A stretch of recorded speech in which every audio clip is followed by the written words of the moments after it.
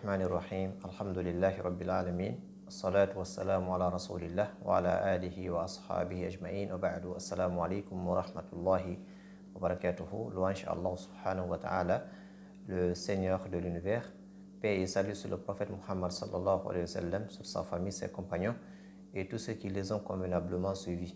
Bienvenue sur notre chaîne Comprendre l'Islam, chaîne qui vous permet de comprendre votre religion par la meilleure compréhension, par la compréhension du prophète et de ses compagnons. Nous allons continuer nos cours de At-Tawhid, des cours qui nous enseignent le fait d'unifier Allah subhanahu wa ta'ala dans sa seigneurie, l'unifier dans son adoration, l'unifier dans ses noms et attributs. Nous sommes avec notre document Nawaqid al-Islam, document qui nous parle des actes annulants, les actes annulatifs de l'islam. Les actes, s'ils sont commis, l'islam de l'intéressé va être annulé. Donc, c'est des actes vraiment très importants. Et Cheikh Mohammed Ibn Abdul Wahhab rahimahullah ta'ala nous a résumé ces actes en 10. Donc, il a pris les plus importants. Et donc, nous avons, dans les cours passés, appris les 7 premiers actes. Et aujourd'hui, nous sommes avec le 8e acte. Le Cheikh rahimahullah ta'ala, il nous dit dans cet acte, il dit an-naqidu al-thaminu mudaharatul mushrikina wa muawanatuhum ala al-muslimin wa dalilu qawluhu ta'ala wa man yatawallahum minkum fa innahu minhum inna allaha la yahdi al-qawma al-zalimin. Cet acte nous dit, et mécréant, quiconque donne secours aux polythéistes et les aide contre les musulmans. Quiconque aide les non-musulmans contre les musulmans, cet acte est un acte annulant son islam. Et la preuve en est qu'Allah subhanahu wa ta'ala nous a dit dans le Saint-Coran, il dit « وَمَنْ يَتَوَلَّهُ مِنْكُمْ فَإِنَّهُ مِنْهُمْ » Et celui d'entre vous qui les prend pour alliés devient un des leurs. Il devient un de leurs. Allah subhanahu wa ta'ala nous dit « Inna Allah la yahdi al-qawma al-zalimin » Allah ne guide certes pas les injustes. D'ailleurs, le début de ce verset nous dit Ya ayyuhalladhina amanu la tattakhidul yahuda wan nasara awliya ba'duhum awliya ou ba'd. Allah subhanahu wa ta'ala nous a appelé ici dans ce verset, il dit ô les croyants, ne prenez pas pour alliés les juifs et les chrétiens, ils sont alliés les uns des autres.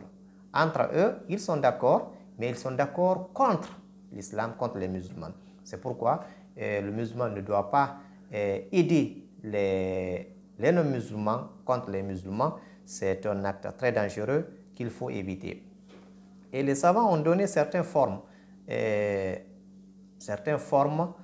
qui ici justifient le fait de s'allier à ces non-musulmans. Parmi eux, il y a ce qu'on appelle ar-rukunu ilayhim, le fait de dépendre d'eux, le fait de se confier à eux, le fait de prendre toutes les décisions d'eux. Cela prouve que vous êtes alliés d'eux. Et parmi aussi les formes, il y a le fait de participer à leur fête, le fait de féliciter ces non-musulmans qui disent qu'Allah subhanahu wa ta'ala a un enfant. Imaginez, quelqu'un dit qu'Allah subhanahu wa ta'ala a un enfant, ou bien que Jésus est un enfant ou un Dieu. Le féliciter, n'est-ce pas